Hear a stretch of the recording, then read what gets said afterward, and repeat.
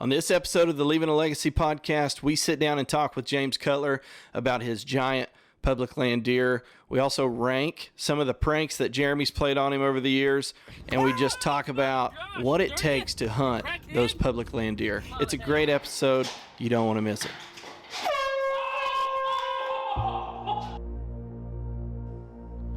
Hello and welcome to the Leaving a Legacy podcast. My name is Tyler Deaton. I'm Jeremy Dunkel. And we are leaving a legacy. Well, we're two-thirds of leaving a legacy anyway. Mr. Blaine Lotz couldn't make it, but we have a very special guest today, Mr. James Cutler. How are you, sir? I'm doing better right now. I'm doing good. Yeah? About 3 minutes ago, James was screaming at the top of his lungs. Two different occasions. Right. And if you guys stick around for the rest of the podcast, you'll understand why. But You'll want to stick around. yeah, absolutely. So, if you're watching, well, first of all, if you're not watching, if you're just listening, hop over to Facebook, hop over to YouTube, because if you're watching right now, you've already noticed, you're not looking at me, you've noticed this giant deer in the background, and we're going to break down this deer. This is James's deer, and we're going to break down this hunt here in a little bit, but what we want to do with James first is kind of give us a little bit of background on how you got started hunting, how many years you've been hunting.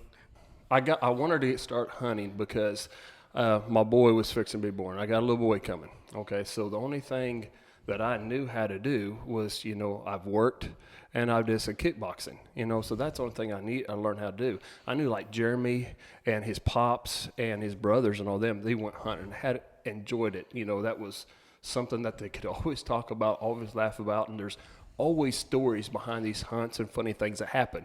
As you'll see later too, there's always pranks and stuff. So I thought, man, I want something else that I could show my boys or I can do something with my son.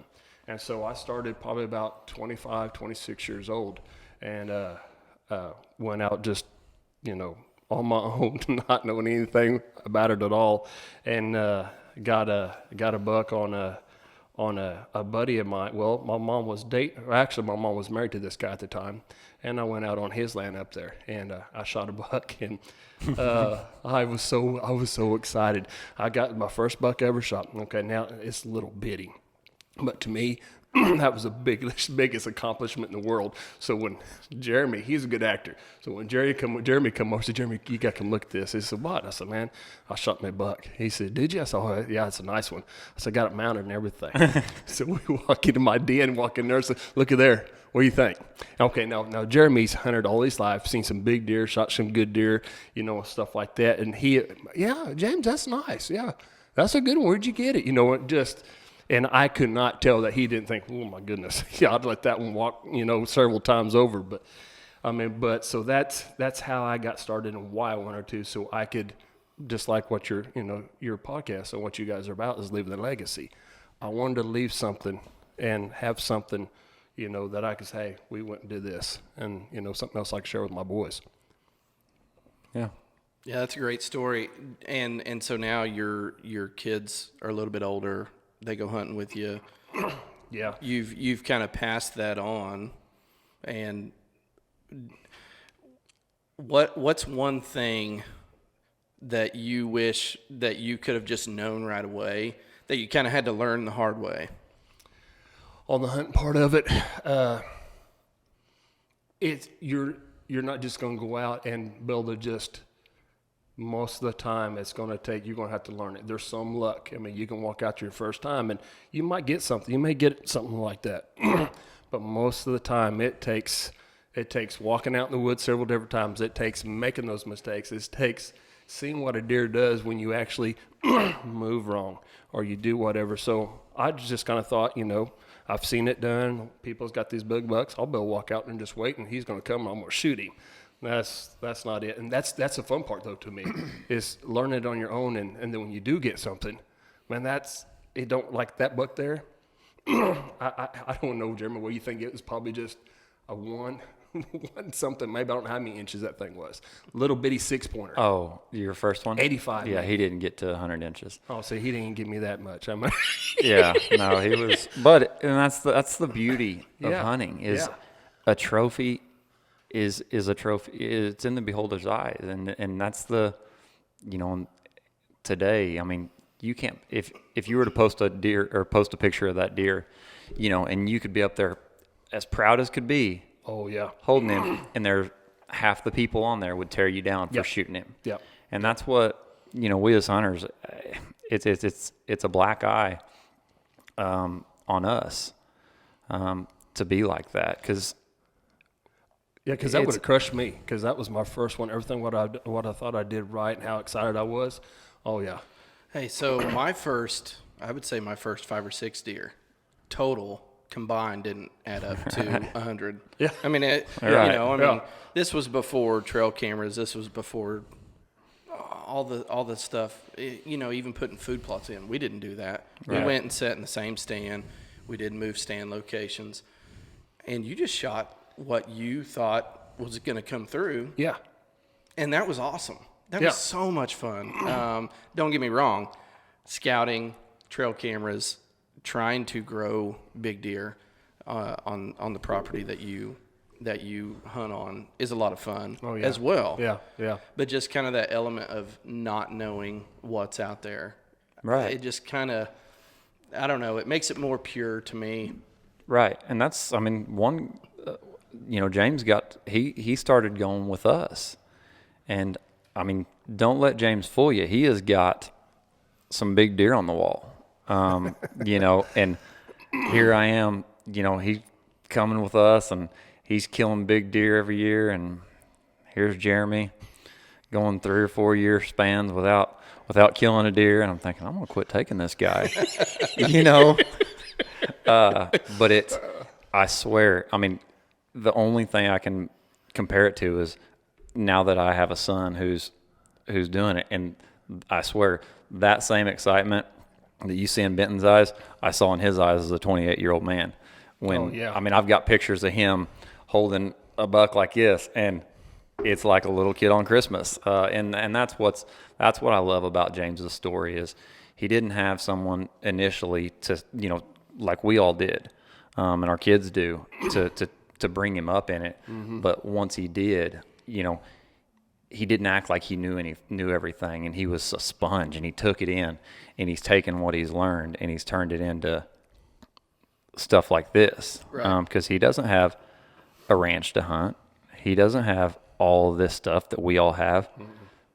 He walks miles in and miles out, day in and day out, and that's what he's got to show for it. Yeah, and I wouldn't trade it for the world either. That's a part I like. I love going out there and looking. I love the scouting. I love the walking because another part of it is, I'll be honest, every time I was going out there, before I'd walk out there, when I started hunting again out there, every time I started hunting, I'd get down, I'd either pray. I pray every time I walk out there, so Lord, just watch after me, keep me safe, and whatever you bring to me, you bring to me. There are several times I want to say, hey, give me a monster. Yeah. But I thought, man, I'm blessed to be out here. And a couple times, I ain't kidding, a couple times, I got down on one knee. Because how humbling is that? Most of the time, we don't do that. But I enjoyed it so much, even be able to walk out there and walk 2 miles. How many can't walk? Yeah. So every little part that, I was trying to take it in, Yeah. I love that part of it. Yeah, so the video that you took after you shot this big deer behind me, you're dragging him out. Huffing and puffing, knowing you've got miles to walk. Yeah. And it's pure joy. And it's not just because you just shot a big deer. It's just because you're out there. You have a spot to go to. Yeah. Even though it's public land. Yep. You're just blessed to be out there. And Jeremy showed that. And it brought a tear to my eye. Because you just see there's plenty of times where I leave the stand or I leave the woods and I'm frustrated. Yeah. And that is not how you should be. Yeah. And so I sometimes have to kind of recenter myself and say, hey, you're out there to have fun. Yeah. Getting the big deer is just a bonus. And sometimes I have that kind of, I'm frustrated and, I'm trying to get all this content and it's just not coming together and stuff like that. But when I saw that video, I thought, man, that is right there. I mean, that is hunting in a 2-minute video. That's everything that you need to know about hunting right there. Yeah, and I don't want to bring a negative light to this industry, but you see these people who have hunted for years, and that's their profession. We all go to work, and then we go hunt. These guys get to wake up and do it day in and day out, and then you'll hear them in their tree stand interview, and this has been the worst deer season of my life, and it's just bad luck and bad luck and bad luck. And you think, oh, wait a second, this is your life. You didn't have to wake up and go to work and then drive an hour and a half to the woods and then walk. You know what I mean? Yeah. So it's just I just wish that be more humble, be more grateful for what you've been. Yeah, and I think we all, in no matter what profession you get in or what you do, I think we all get that way sometime or another. Right. No matter if what our work or our home or whatever, for our society and for most of the time, we're pretty blessed. I mean, you know what I mean? In all. And sometimes when things are going good and ain't going, I want this big one and I missed this big one or this big one walked, you walk out there just frustrated and mad. But like I said, I tried to think about it, man, how many people would love to be able to walk out there every day, look for tracks, move a stand 2 or 3 times. You know what I mean? There's people that would love to do that.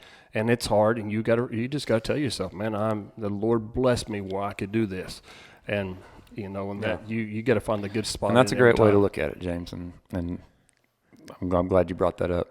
Yeah, absolutely. It's kind of a gut check to some of us. Yeah. And then when you try to add the fact that, well, we're trying to make episodes, we're trying to get all this content, you kind of feel that pressure just a little bit, but at the same time, you need to just sit back and enjoy the outdoors and everything that God gives you right there in front of you. So there's no way if I had to do it like you guys are doing it, I'd have done something wrong. He got out of there. If I was trying to get a camera in a certain way or do this or whatever, there's no way. I'd have messed that up somewhere. You know what I mean? He probably wouldn't be behind us right now. You know what I mean? He'd be laying in the field right now. So let's dig in to this hunt right here. So you don't have to drop a pin or GPS coordinates or anything like that. Yeah. If you want to do that after the the two of podcast. us. Yeah. Right. But it is a Oklahoma public land deer. Yes. This isn't a high fence ranch. Yeah. This isn't anything like that. So kind of talk us about that day leading up to it. Have you ever seen him on trail cameras? Have you been out scouting for him? I got you. Yeah. Basically what I did, I went on some public land and I went out and I put up a spot for me and my son and my wife. And so my boy closest to the truck. And I set these out because in this area, I'd never been in this certain area before. So we go out there, and I even took off the first week, a whole week of bow season, and went out there and set the whole week. So as I'm out there, I've noticed kind of how these deers how they're moving. So if my location I was at, it was pretty good, and then once my wife and my boy came, they're not seen as much. I said, okay, well, I'm gonna scoot you guys down. So I moved my wife down to me. So I made honestly 2 or 3 moves, you know what I mean, to even get in this deer's location. Now, camera-wise, when I got to this location, and other locations too, I did put up some cameras, but I seen some younger bucks, nothing huge, some decent bucks, and then when I got over in the location where I killed him at, I put a camera up, but someone noticed my camera too.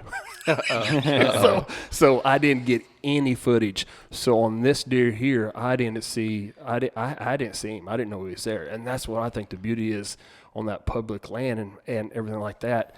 You don't know what's going to walk by there. But I'll take you back a couple days before that, right? You had an encounter with a big buck that you just didn't get a shot off. That's right. Yeah.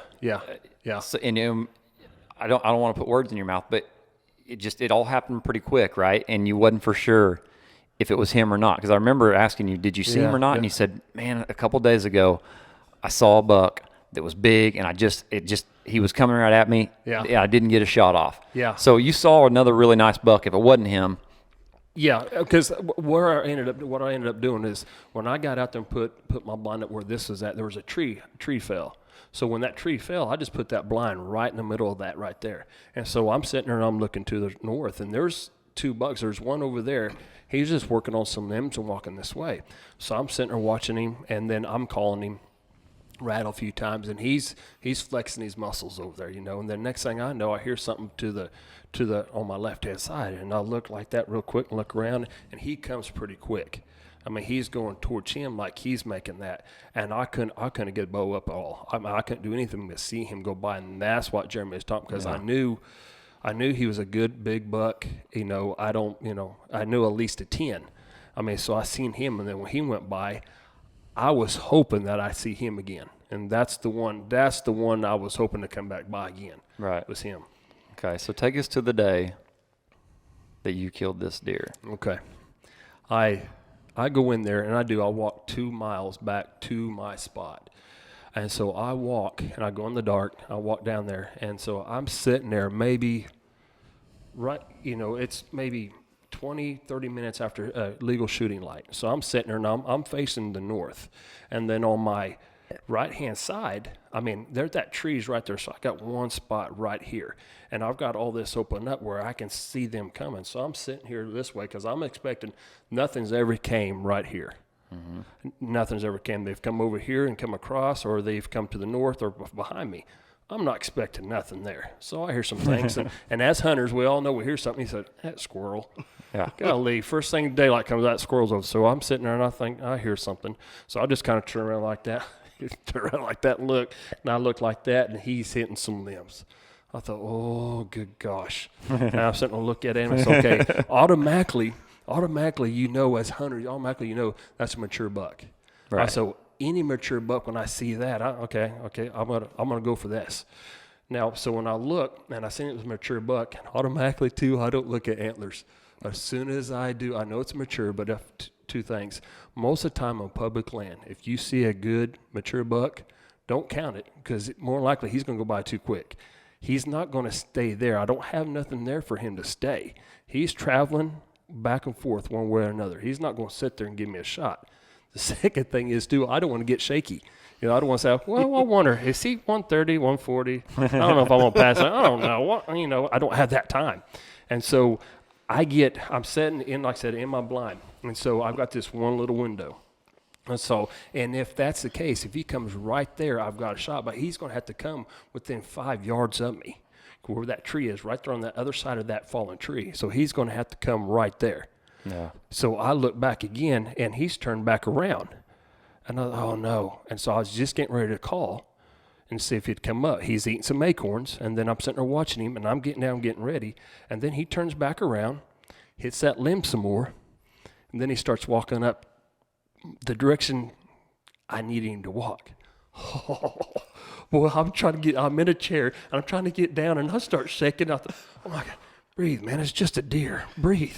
I'm sitting down there, and you guys have been there. No matter what it is, you're just, So I'm trying to breathe. I said, okay. And he's walking right by me, and within 5 yards. I mean, and the wind's blowing right there towards him. Everything going right down there. I'm in a little valley, so it's right there, and he comes within 5 yards. 5 yards where I've got to grunt at him.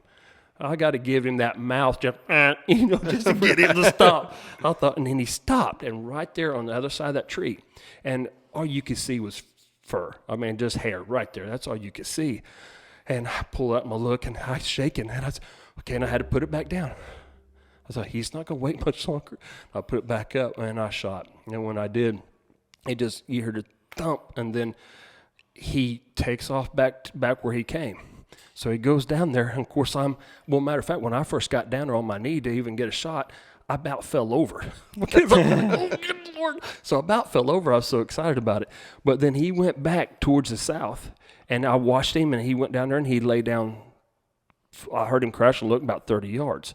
And so I'm just like, okay, breathe. I'm fine. just breathe a little bit. And I said, I'm sitting there thinking, I said, I'm looking and I didn't see him. I said, oh, good gosh. And I'm looking, I said, okay, just give it a few more minutes. I'm sitting here and I'm talking. I think this is the time I might have texted Jeremy and my boys and my wife, say, hey, I just got a good one down. You know, and honestly, at this time too, I could probably tell you it was a 10-pointer. I thought mature buck, but that's about all I could tell you. You know, so I'm waiting, and then I go down there and I walk down there. I get out of my blind and I walk down that little ravine right down there where I think where I thought he went, and I'm looking, and guys, my heart dropped because I'm like, I don't see nothing, and so I'm looking for blood a little bit. I don't see anything. And then I happened to look back over the left, and he's laying there. So where I thought he went down, because all the excitement, I thought I was here, but he was actually over here. You know what I mean? So and that's when I got down and I put my hands on him, and I knew he was just so big and just a good-looking mature buck. I honestly didn't think about what he scored or anything like that. I automatically took pictures, sent it to my boys, and Jeremy and my wife said, man, I got a good one. You know, and they both, Jeremy asked me, and when I called him, he said, hey, I told him, he said, well, you need help? I said, no, I'm good. And told the boys, I said, no, I'm good, I'll get it. And like I told him, I said, the reason why, you know, I'll do it myself. I'm 2 miles back in there.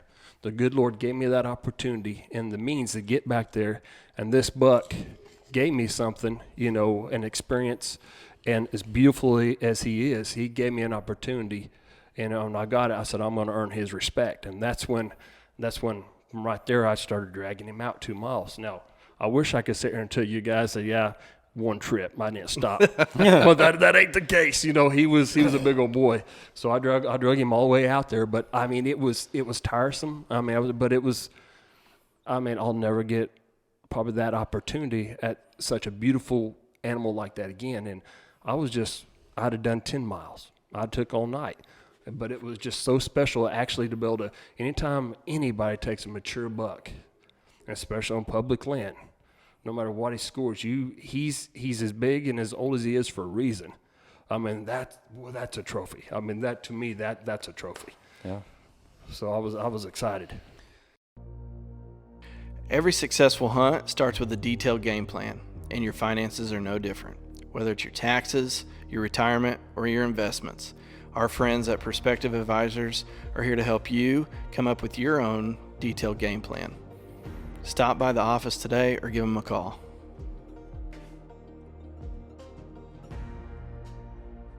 Yeah, so that morning, I don't know what time it was, 7:30, 8 o'clock, somewhere around there, I get a text message that said, Jared, I just shot a good one.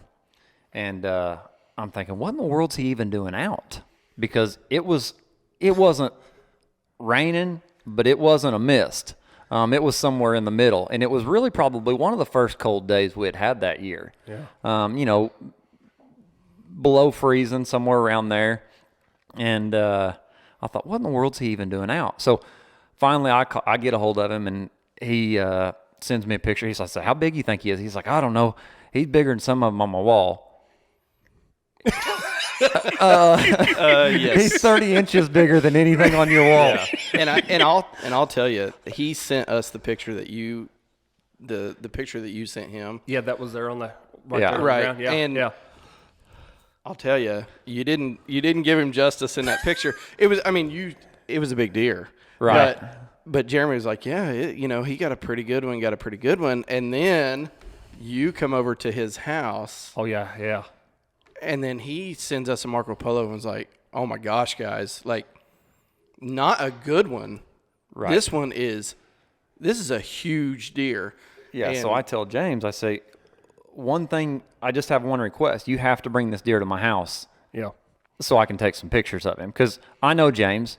He'll take a picture of him holding him in the back of the truck.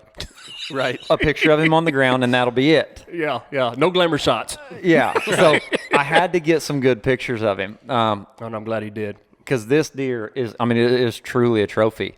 And James is pulling up in my driveway, and I'm like my wife waiting on the UPS driver to show up. Oh, he was too. I'm sitting there every time Nelly, I'm bird dogging it. He pulls up, and he's got her mounted up there a little bit so he can drive through town, so people can see. But it didn't take much help for this deer horns to stick out of the back. And I tell you what, he pulled up, golly, and I mean, I'm walking out to that truck, and the closer I get, it just gets bigger and bigger and bigger, and I'm thinking, oh my gosh, this is an absolute stud of a deer.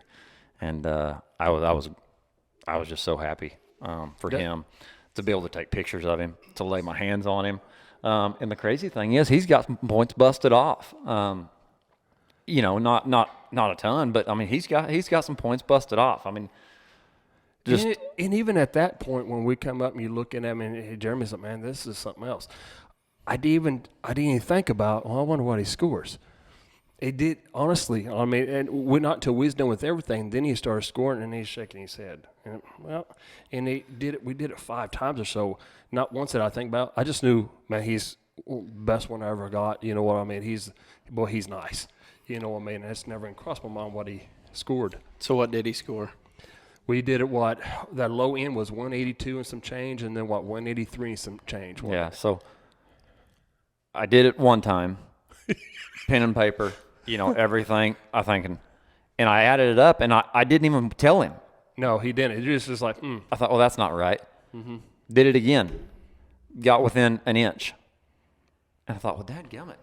I said, I'm not going to tell you, James. So I did it a third time and still got right around the 130 or 182 and 3/4 or somewhere around there. And I thought, you killed a 180-inch deer on public land. When he told you that, did you think this was one of his pranks? Did you think there's no way it's 180? Yeah, because if you look, honestly, and if you know my cousin, he's good at them. Well, you can see here later, but he's real good at them, and that's what I thought, because I know a lot of times, like if you guys look and want to go on a hunt, you know, a lot of times, hey, we can guarantee you 135 and up, you know, and this is going somewhere where they know where they're at. A lot of times, high fence or this. So when he said 180, I was just like, are you kidding me? I knew he was nice. And it's not like I haven't ever scored a deer before. Oh, yeah. I mean, I've scored. Oh, good Lordy, yeah. A fair amount, but it was just, I don't know. It was just. And I think that's about the time, too. You contacted them, too, didn't you? Say, hey, guys, I think, look at this, Oh, yeah, I Marco Polo'd them. Yeah. And I just kept on getting bigger, and I think, he's 170. And then I kept on saying, he might be bigger than that. Yeah, he sent us several Marco Polos. Yeah. He even sent us a text and was like, here's my inches. Make sure my math is right. And Blaine and I both said, yeah, I mean, you can add. Yeah. Dewey, did you proud, son? Yeah. I even did fractions. Yeah. Yeah. Well, just what an amazing deer. What an amazing story. And you can just tell in your voice. I mean, it's just pure joy. Yeah. And I love that. And we want the hunting, we want every hunter to find that joy that you found, and not worry about, well, how old was he, or how many inches was he, or should I pass him to go get a bigger one, or this and that. I mean, it's just, you see him, you fall in love with him. Yeah. Yeah. And I think, too, what I've got to give props to, because the reason why I've done this, and I think of it this way, is because of Jeremy and Pops. I mean, they they have patience with me, and they taught me this, and that's the only reason why. And all just the little things, just going up there to a deer camp, or just hanging out to get ready to go hunting with the family, and them bringing me in, just, hey, we'll teach you. That meant the world to me, and that's the only reason. But I mean, I couldn't have been as far as I am without, like I said, they're just like Pops leaving a legacy, just like him. He's leaving a legacy. Even though I'm his older cousin, I'm 47, fixing to be 48 in March. I'm his older cousin, but he taught me how to hunt. He gave me something that I can give my boys. And so that's the whole part of it. That's awesome. But that other part of you can give it to them, and they got stories.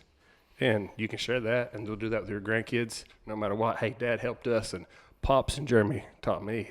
That's what makes it awesome. I've only met Pops twice, maybe. but I feel like I know him. Oh, And, yeah, just because all of the story, I mean, every hunting story he has is, well, Pops and I, Yeah. I mean, Right. Pops taught him everything. And now I'm seeing it with Benton, and Pops is a cool guy. And my goal for 2021 podcast wise is to get Pops on here. Oh, it would be. Now I don't know if he'd love all the lights and the Yeah. cameras and stuff, Yeah. and maybe we make it audio only. Yeah. But just hearing the stories coming from him, Yeah. if I could just hear them from Pops, I mean, I think it would be if that man if he could sit down and if he could just write some stories down, you could read that book over and over again and not be bored. It'd be a long book. It would be a long book. It'd be like encyclopedias, but it would Yeah. be awesome. Right. It would really be awesome. Yeah. yeah. All right. Well, so we've kind of teased about the pranks, and so Yeah. 2 pranks have been pulled tonight. I wasn't expecting it at all. I've never done nothing like this, so I'm thinking, okay, this is all. This is serious business here. I'm Very, very official. Oh, Very yeah, official business. Yeah. So we're gonna throw up some videos over this. Over the years, Jeremy has gotten the best of you when it comes to the pranks. I mean, let's be honest. You're a little jumpy. I mean, a little. okay. Yeah, You're a lot of jumpy. I'll go through that wall. Yeah. Yeah. He'll do a backflip. So if I could get your top 5, and you don't have to go into big detail, Yeah, but maybe yeah. your top 5 pranks that this guy has pulled on you over the years. Yeah.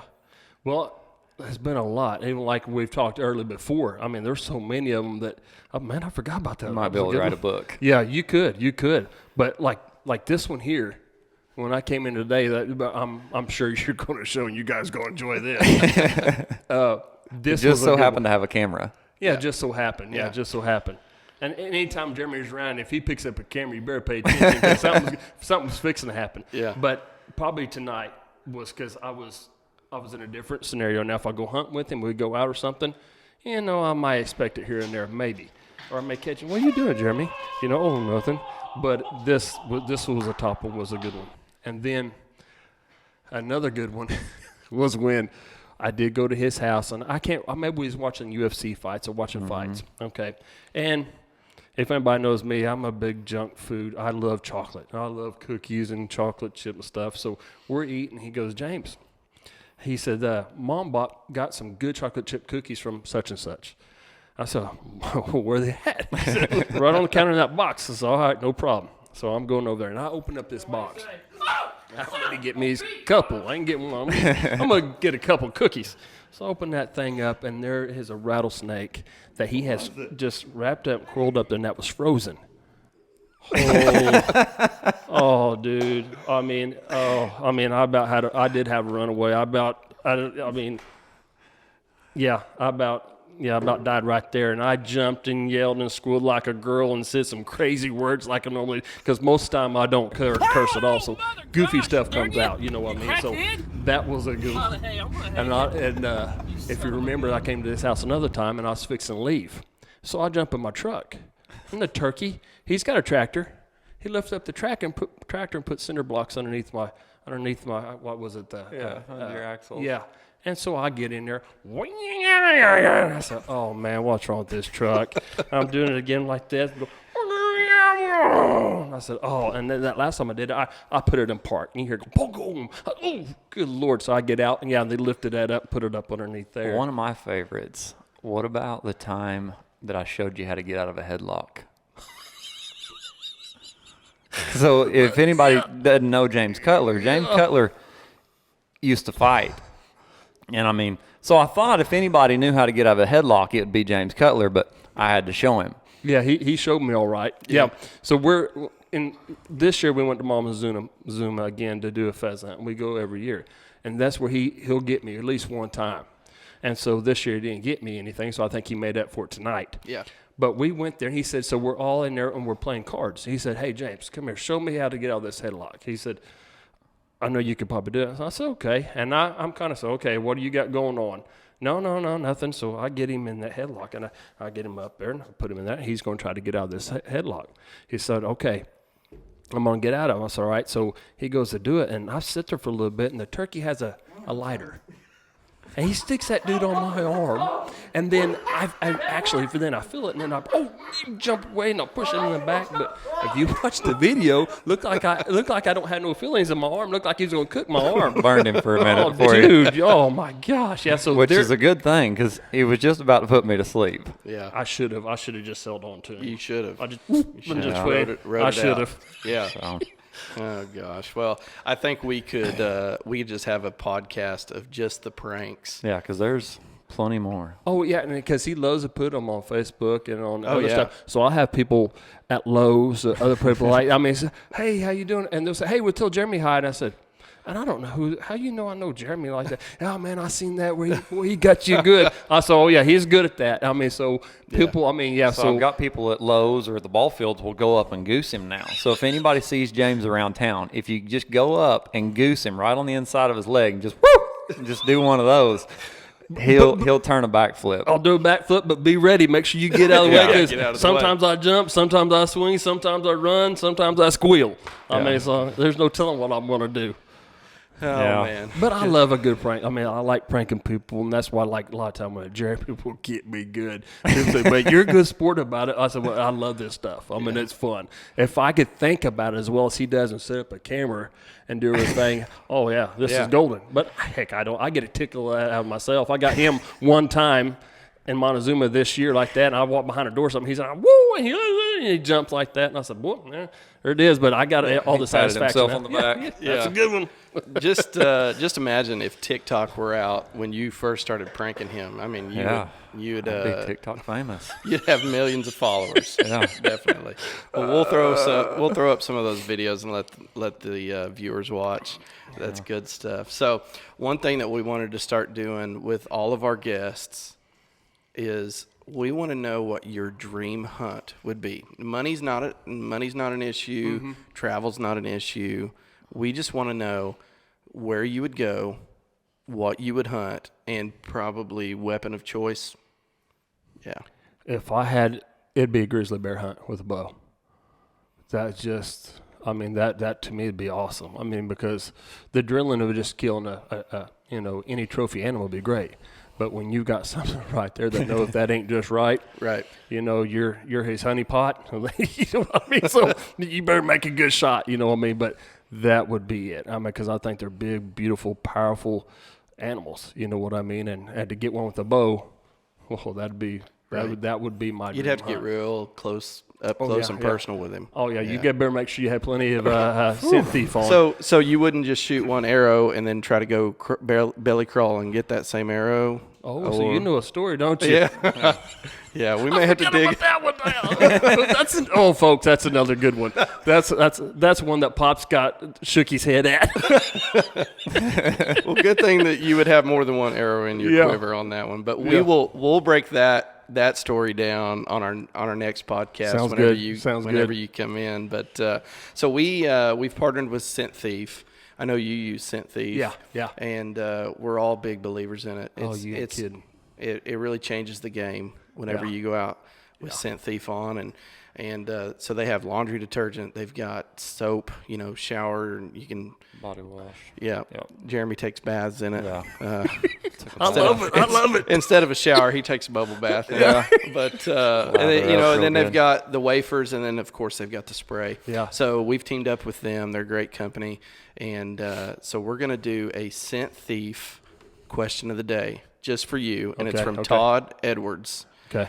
And he wants to know, and you've kind of touched on this a little bit already, talking about your public hunts, but what's some of the pre-hunt work that you do when it comes to public land? Do you just pick out a spot and hope for the best, or you talked about scouting, things like that? What's one piece of advice that you could give to someone that's going to start hunting in 2021 on public land?